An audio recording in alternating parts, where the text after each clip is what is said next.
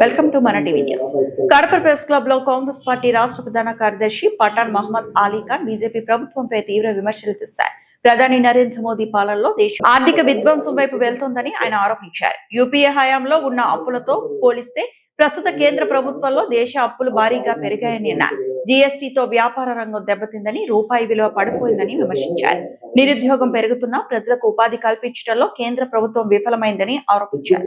దేశ సంపదను కొంతమంది కార్పొరేట్ సంస్థలకు అనుకూలంగా మళ్లిస్తున్నారని, ప్రజా సంక్షేమాన్ని కేంద్ర ప్రభుత్వం పట్టించుకోవడం లేదని మండిపడ్డారు. ఆర్థిక వైఫల్యాల నుంచి ప్రజల దృష్టిని మళ్లీ మత విద్వేష రాజకీయాలు చేస్తున్నారని పఠాన్ మహమ్మద్ అలీ ఖాన్ ఆరోపించారు. ఈ సమావేశంలో కాంగ్రెస్ పార్టీ నాయకులు, మైనార్టీ సెల్ ప్రతినిధులు, డీసీసీ నేతలు తదితరులు పాల్గొన్నారు. అంగడి తెరిచినప్పుడు మన కడపలో అంటారు బోని జరగలేదని.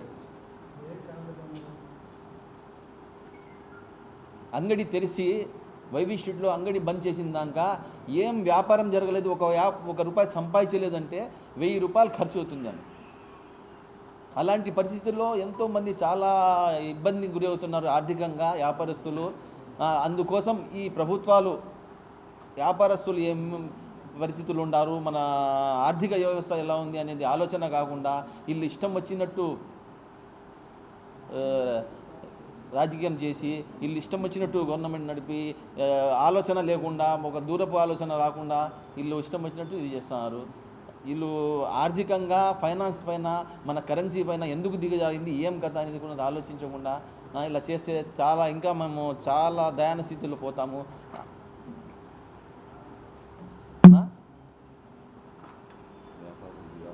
వ్యాపారులు దివాలా తీస్తారు. వ్యాపారులు ఇంతకుముందు ఇప్పుడు దాకా చాలా వ్యాపారులు దివాలా తీశారు. ఇప్పుడు వైవి స్ట్రీట్లో ముందు టోయిలెట్ బోర్డు అనేది కనపరాలేదు. ఇప్పుడు టోయిలెట్ బోర్డు ఒక సంవత్సరం నుంచి రూమ్ ఖాళీ ఉంది వైవి స్ట్రీట్లో, మీకు తెలిసే ఉంటుంది. ఇలాంటి పరిస్థితులు ఉన్నాయి. ఈ అన్ని పరిస్థితులు గమనించి గవర్నమెంట్లు వ్యాపారస్తులకు, బిజినెస్ మ్యాన్లకు, చిన్న పెద్ద వ్యాపారస్తులకు వాళ్ళకు సహాయ సహకారం అందించి ఏదైనా బిజినెస్ గురించి ఆలోచించి ఒక నిర్ణయం తీసుకోవాలని నేను కోరుకుంటున్నాను. ఈరోజు మీడియా ముందు రావడానికి ముఖ్య కారణం ఏమంటే, దేశ ఆర్థిక పరిస్థితి, రూపాయి విలువ ఏదైతే 2014లో ఏదైతే ఈ మోడీ గారు అరిచారో, మా రూపాయి కరెన్సీ రిటైర్మెంట్ అయిపోతుంది అని చెప్పి ఏదైతే చెప్తున్నారో, ఆ రిటైర్మెంట్ పరిస్థితి వదిలి సచ్చే సమయానికి మా రూపాయి వాల్యూ తరిగిపోయింది. ఏం చెప్పాలో ఏం చేయాలో అర్థం కాక వ్యాపారస్తులకు, మిడిల్ క్లాస్ వ్యాపారస్తులు బాడిగలు పెరిగిపోయాయి, ఖర్చులు పెరిగిపోయినాయి, ప్రతి ఒక్కటి రేట్లన్నీ పెరిగిపోతున్నాయి. కానీ వ్యాపారాలు తగ్గిపోయినాయి. వ్యాపారాలు తగ్గిపోయిన తర్వాత ఏం చేయాలా, ఎట్లా చేయాలా? పెద్ద పెద్ద కార్పొరేట్ సెక్టార్లకైతే ప్రభుత్వాలు రుణమాఫీలు చేస్తున్నాయి, వాళ్లకు అన్ని విధాలా దోషిపెడుతున్నాయి. మధ్యతరగతి, మిడిల్ క్లాసు ఏదైతే చిన్న వ్యాపారస్తులు ఉన్నామో, ఆ చిన్న వ్యాపారస్తులు అందరికీ ఎలాంటి వసతులు లేవు. మేము ఒక ₹1,00,000 లోన్ తీసుకోవాలన్నా కూడా ఎన్ని ఆధారాలు పెట్టాలంటే అన్ని ఆధారాలు పెట్టాలా, పైనుంచి కింది వరకు 20,000 కమిషన్ పెట్టాలా. ఆ పరిస్థితి తయారైంది లోన్ల గురించి. రెండో విషయం ఏమంటే, 2014 నుంచి జిఎస్టీ వచ్చిన తర్వాత అయితే ఇంకా ఘోరంగా తయారైన వ్యాపారాలు ఎంత ఘోరంగా తయారైనాయంటే ఏం చెప్పలేము, ఏం చేయలేము. ముందు అయితే ఏదో సంపాదించుకున్న వాళ్ళు, కొత్తగా రాని వాళ్ళు, పాతగా వ్యాపారస్తులు ఉన్న వాళ్ళే నిలదొక్కుంటున్నారు. కానీ మిగతా వాళ్ళందరూ నిరుద్యోగులుగా తయారై ఏదో ఆ ఊరికి పోయి బతుకుందాం, ఈ ఊరికి పోయి బతుకుందాం, కువైట్కి పోయి బ్రతుకుందాం, సౌదీకి పోయి బ్రతుకుందాం అనే విధంగా తయారైంది సమాజం.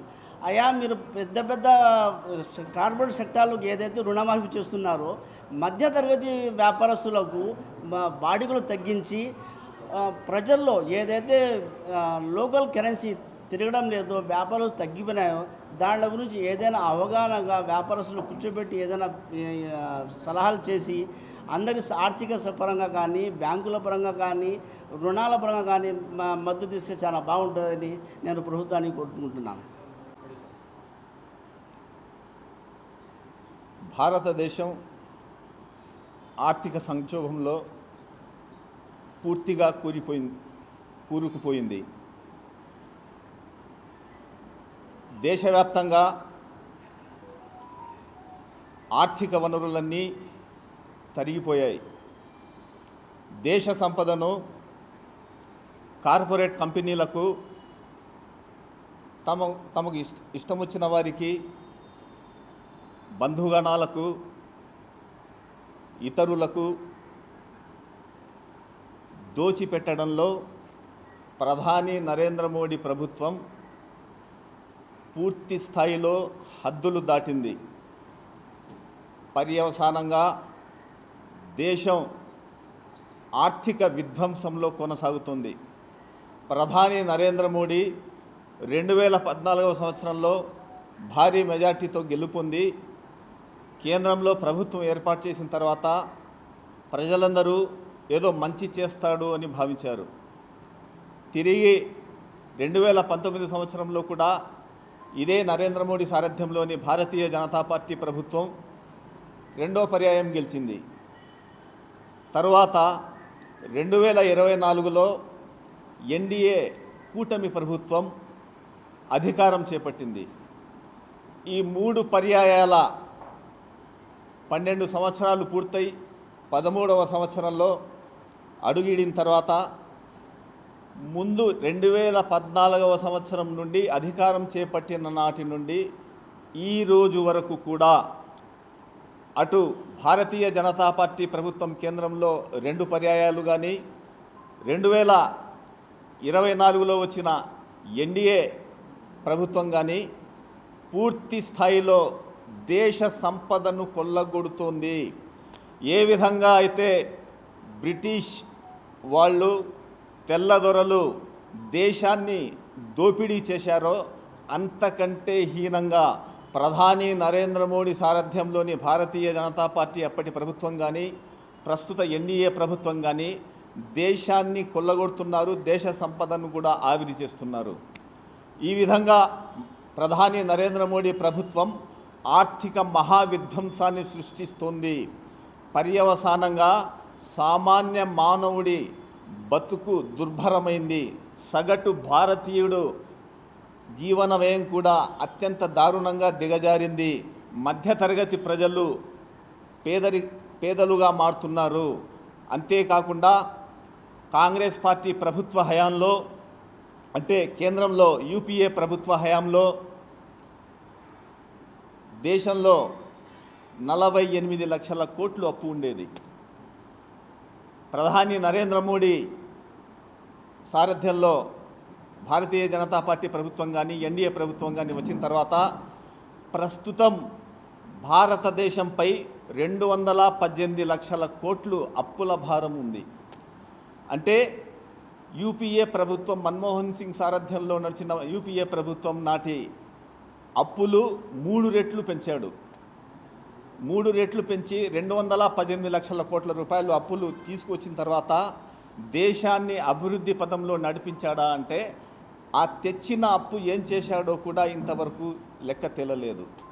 మరోవైపు తనకు నచ్చిన భారతీయ జనతా పార్టీకి చందాలు ఇస్తున్న కార్పొరేట్ కంపెనీలు అదానీ, అంబానీ కానీ ఇతర కంపెనీలకు కానీ వారు చేసిన అప్పులు సుమారు 100 కార్పొరేట్ కంపెనీలకు 16,50,000 కోట్ల రూపాయల రుణాలను మాఫీ చేసిన అత్యంత హీనమైన, దారుణమైన, అసమర్థ, దుర్బలుడు, అవినీతి కుంభకోణానికి కారణమైన ప్రధాని నరేంద్ర మోడీ ప్రభుత్వం 16,50,000 కోట్ల రుణాలను ఎగవేసినారు అని కాకుండా అధికారికంగానే రుణాలు మాఫీ చేశాడు. ఈ ఆర్థిక భారం అంతా బ్యాంకుల మీద పడి బ్యాంకులు సగటు భారతీయుడి మీద పడుతున్నాయి ఈ అప్పులు. అంతేకాకుండా మరోవైపు చూస్తే అత్యంత విలాసవంతమైన జీవితం గడుపుతున్నాడు ప్రధాని నరేంద్ర మోడీ. తాను ప్రయాణించే అత్యంత విలాసవంతమైన విమానం ఖరీదు, ఎయిర్క్రాఫ్ట్ ఖరీదు 8,500 కోట్లు. ఏ దేశ ప్రధాని కూడా, అమెరికన్ ప్రధాని కూడా, ప్రెసిడెంట్ కూడా ఇంత విలువైన ఎయిర్క్రాఫ్ట్ ఉపయోగించడం లేదు. మరోవైపు తాను ఏదో దేశాన్ని ఉద్ధరిస్తున్నట్లు విశ్వగురు అని చెప్పుకుంటూ తన ప్రాభవాన్ని, తన ఇమేజ్ను పెంచుకోవడానికి పబ్లిసిటీ కోసం సుమారు 5,987 కోట్లు పబ్లిసిటీ కోసం ఖర్చు పెట్టాడు. మరోవైపు దేశ ప్రజలు అత్యంత ధరల పెరుగుదలతో జీవించలేక, ఉపాధి లేక, నిరుద్యోగం తాండవిస్తూ, బ్యాంకులు కూడా రుణాలు ఇవ్వలేక దారుణమైన జీవితం అనుభవిస్తుంటే కేవలం ప్రజలను మభ్యపెట్టడానికి మత విద్వేషం రగిలిస్తూ హిందూ ముస్లిం రెచ్చగొడుతూ ఇండియా పాకిస్తాన్ అంటూ మత విద్వేష రాజకీయాలు చేస్తున్నాడు. కానీ దేశాన్ని అభివృద్ధి చేసే పరిస్థితి లేదు. నిరుద్యోగులు ఇటీవల మీకంతా తెలుసు, నీట్ పేపరు లీకుల మీద లీకులు, రీనీట్ కూడా లీకులు కావడం, తద్వారా ఢిల్లీ జంతర్ మంతర్ దగ్గర నిరుద్యోగ యువత విద్యార్థులు ఈ ప్రభుత్వానికి వ్యతిరేకంగా నిరాహార దీక్షలు చేయడం, పార్లమెంటు వైపు మార్చికి వెళ్ళడం, దేశవ్యాప్తంగా నిరసనలు కొనసాగుతున్నాయి. కాంగ్రెస్ పార్టీ అగ్రనేత, లోక్సభ ప్రతిపక్ష నేత రాహుల్ గాంధీ గారు ఛాత్రోంకి గూంజ్, విద్యార్థుల గర్జన అనే పేరుతో దేశవ్యాప్తంగా కొన్ని మహానగరాల్లో సుమారు 30 మంది నీట్ అభ్యర్థులు ఆత్మహత్యలు చేసుకుంటూ నిరాశ నిస్పృహలకు లోనవుతుంటే వారిలో ధైర్యం కల్పించి, వారిలో సృజన కల్పించి, ధైర్య సాహసాలు నింపి వారిని ఉత్తేజితులను చేసి పోరాటం వైపుకు, న్యాయం అడగండి, ఈ కేంద్ర ప్రభుత్వాన్ని, నిరంకుశ నియంతృత్వ ఫాసిస్టు మత విద్వేష పాలకుడు ప్రధాని నరేంద్ర మోడీని నిలదీయండి, వీరు చేసే హోంమంత్రి అమిత్ షా కానీ, ఆర్ఎస్ఎస్ చీఫ్ విష్ణు మోహన్ భగవత్ కానీ చేసే అకృత్యాలను, అమానవీయ ఘటనలను, మత హింసలను, మత విద్వేషాలను రెచ్చగొట్టడాన్ని ప్రశ్నించండి అని చాలా చైతన్యవంతం కలిగించిన తర్వాత విద్యార్థులు, యువత ఈరోజు రోడ్డుపైకి వచ్చి ఈ నిరంకుశ ఫాసిస్టు ప్రభుత్వాన్ని ప్రశ్నిస్తున్నారు. కాంగ్రెస్ పార్టీ డిమాండ్ చేస్తుంది ఒకటి, ఈ భారతీయ జనతా పార్టీ కానీ, ఆర్ఎస్ఎస్ భావజాలంతో నడుస్తున్న ఈ ప్రభుత్వాలు కానీ, కేంద్రంలో ఉండే ఎన్డీఏ ప్రభుత్వానికి మద్దతు ఇస్తున్న ఆంధ్రప్రదేశ్ రాష్ట్రంలోని తెలుగుదేశం పార్టీ, జనసేన, వైసీపీ కానీ వీరందరూ పూర్తిగా ఈరోజు దేశ సంపద కొల్లగొట్టడానికి కారకులు. ఈ ఆర్థిక విధ్వంసానికి కూడా ముఖ్యమంత్రి చంద్రబాబు నాయుడు, జనసేన అధినేత పవన్ కళ్యాణ్, వైసీపీ అధినేత జగన్మోహన్ రెడ్డి కూడా పూర్తిగా బాధ్యత వహించాల్సి ఉంటుంది. ఒకవైపు ఢిల్లీలో జంతర్ మంతర్లో నిరుద్యోగ యువత విద్యార్థులు నిరసన వ్యక్తం చేస్తుంటే వారి గురించి పల్లెత్తు మాట అనని వైసీపీ అధినేత జగన్మోహన్ రెడ్డి కేవలం రాష్ట్రం వరకు డిఎస్సిలో అక్రమాలు జరుగుతున్నాయంటూ ఏదో రాష్ట్రం వరకు గిరిగీసుకొని మాట్లాడడం చాలా దారుణం, అవివేకం. కాంగ్రెస్ పార్టీ దీన్ని తీవ్రంగా ఖండిస్తుంది. భారతదేశాన్ని కాపాడగలిగేది ఒకే ఒక్క పార్టీ, కాంగ్రెస్ పార్టీ. అన్ని కులాలను, అన్ని మతాలను, అన్ని వర్గాలను సమాన ప్రాతినిధ్యం